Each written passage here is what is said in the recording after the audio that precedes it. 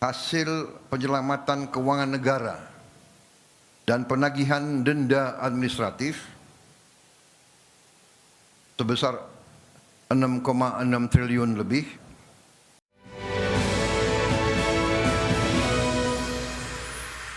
Presiden Prabowo Subianto meminta penyelamatan uang negara dari penertiban kawasan hutan terus dimaksimalkan. Di mana penyelamatan uang negara merupakan bagian dari upaya pemerintah memperkuat penegakan hukum serta pengamanan kekayaan negara, khususnya di sektor kehutanan dan sumber daya alam.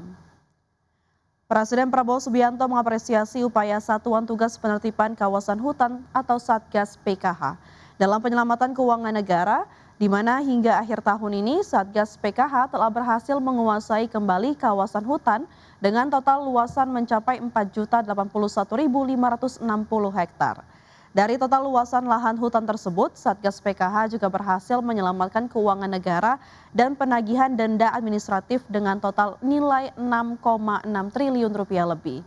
Nilai tersebut berasal dari hasil penagihan denda administratif kehutanan Satgas PKH yang berasal dari 20 perusahaan sawit dan 1 perusahaan tambang nikel. Presiden berharap Satgas PKH dan jajaran penegak hukum terkait terus memaksimalkan upaya pengejaran terhadap potensi keuangan negara dari sektor sumber daya alam yang diselewengkan. Hasil penyelamatan keuangan negara dan penagihan denda administratif sebesar 6,6 triliun lebih sebagai hasil kerja keras dari Satgas Penertiban Kawasan Hutan yang telah saya bentuk pada tanggal 21 Januari 2025 dengan Peraturan Presiden Nomor 5. Saya sudah bertekad untuk melawan korupsi, menyelawan perampokan kekayaan negara. Ya, kebijakan diskon hingga 50% bagi pusat perbelanjaan di akhir tahun ini diprediksi dapat meningkatkan daya beli masyarakat yang signifikan menjelang tutup tahun 2025. Ya, Menteri Koordinator Bidang Perekonomian Erlangga Hartarto menegaskan bahwa diskon di pusat perbelanjaan sebesar 50% plus 25% dan cashback 10% diharapkan dapat menciptakan daya beli masyarakat dan meningkatkan perekonomian nasional di akhir tahun 2025 ini. Dalam kunjungan di pusat perbelanjaan di Bilangan, Jakarta Selatan, Erlangga menyatakan kebijakan stimulus diskon belanja yang diberikan pemerintah ini akan berlangsung hingga awal Januari 2026, ditargetkan meraih nilai transaksi belanja masyarakat sebesar 110 triliun rupiah, di mana target nilai tersebut akan didapati dari berbagai program yang diselenggarakan para pelaku usaha, mulai dari Harbolnas, belanja di Indonesia saja, hingga program Every Purchase is Cheap. Dan kalau kita lihat tadi seluruh penjualan di setiap toko ada diskonnya sampai dengan 50%. Bahkan ada yang tambah 25% lagi plus cashback lagi 10%. Jadi itulah yang didorong agar terjadi pertumbuhan ekonomi maupun belanja masyarakat bisa meningkat, dan menjelang acara ini hampir di semua mal. Harga minyak ditutup turun lebih dari 2% pada hari Jumat ketika investor mempertimbangkan ancaman kelebihan pasokan global sembari mencermati potensi kesepakatan damai Ukraina. Minyak mentah Brent ditutup turun 2,57% menjadi $60,64 per barrel. Minyak mentah West Texas Intermediate ditutup turun 2,76% menjadi $56,74 per barrel. Meskipun gangguan pasokan telah membantu harga minyak bangkit dalam beberapa sesi terakhir dari level terendah hampir 5 tahun pada 16 Desember, harga tersebut tetap berada di jalur untuk mencatatkan penurunan tahunan terdalam sejak tahun 2020. Sepanjang tahun ini Brent dan WTI masing-masing turun 19% dan 21% seiring meningkatnya produksi minyak mentah yang memicu kekhawatiran kelebihan pasokan menjelang tahun depan. Adapun pasokan minyak global tahun depan diperkirakan akan melampaui permintaan sebesar 3,84 juta barrel per hari menurut data dari laporan Badan Energi Nasional IEA. PT Indomobil Multijasa Tbk atau IMJS memberikan suntikan modal tambahan kepada anak usaha yakni PT CSM Korporatama sebesar 499,28 miliar rupiah. Ya, melansir keterbukaan informasi, dana tersebut berasal dari hasil penawaran umum terbatas 4 dengan memberikan HMETD.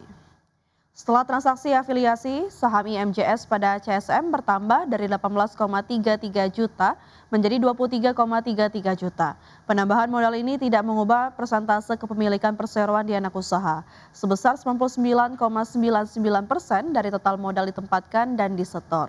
Sisanya sebanyak 1,7 juta saham atau 0,01% dimiliki oleh PT IMG Sejahtera Langgeng. Sebagai catatan, CSM merupakan anak usaha Indomobil yang bergerak dalam bisnis penyediaan jasa layanan transportasi untuk pelanggan korporasi maupun individual. Segmen ini diketahui memberikan kontribusi yang besar pada bisnis usaha perseroan. Selanjutnya pemirsa, ada informasi dari PT Raharja Energi Cepu Tbk atau Ratu melalui anak usahanya PT Raharja Energi Madura mengumumkan rencana akuisisi saham perusahaan hulu migas asal British Virgin Islands bernama SMS Development Limited. Ya, perusahaan ini telah menandatangani perjanjian jual beli saham dengan SMS Offshore Overseas Limited selaku penjual pada 25 Desember 2025. SMS Development Limited diketahui memiliki 20% saham di Husky Sinuk Madura Limited atau HCML yang menjadi kontraktor hulu migas di wilayah kerja Selat Madura berdasarkan perjanjian PSC dan SKK Migas. Langkah ini menjadi bagian strategi jangka panjang Ratu untuk memperkuat portofolio usaha di sektor hulu minyak dan gas. Penyelesaian transaksi masih menunggu sejumlah syarat pendahuluan, termasuk persetujuan RUPSLB Ratu.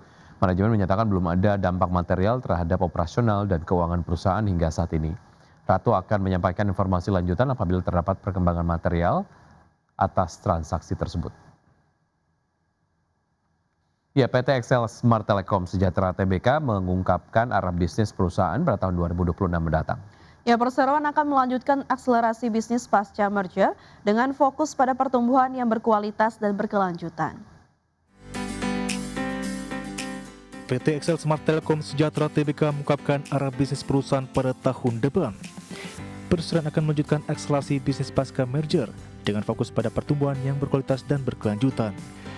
Head of External Communication Excel Smart Henry Wijayanto mengatakan, integrasi yang telah dilakukan terbukti memperkuat sinergi operasional dan jaringan. Hal tersebut berdampak pada peningkatan kualitas serta keandalan jaringan Excel Smart yang kini semakin baik dan stabil. Dari sisi pengembangan jaringan generasi kelima atau 5G, manajemen menyebut pengembangan pada tahun depan akan dilakukan secara bertahap dan selektif, dengan pertimbangan kesiapan ekosistem serta kebutuhan pasar. Hingga saat ini perseroan masih memfokuskan upaya pada integrasi dan optimalisasi jaringan terpadu pasca merger. Lebih lanjut terkait arah bisnis, manajemen menyatakan perseroan akan terus memperluas pangsa pasar melalui inovasi produk dan layanan yang relevan dengan kebutuhan pelanggan. Inisiatif tersebut mencakup penguatan portofolio layanan mobile, pengembangan solusi enterprise terintegrasi seperti Internet of Things, cloud dan otomasi, serta perluasan layanan home broadband. Di sisi lain, perseroan berharap kebijakan dan regulasi industri ke depan dapat mendukung keberlanjutan investasi, khususnya terkait pengelolaan spektrum yang adil dan efisien.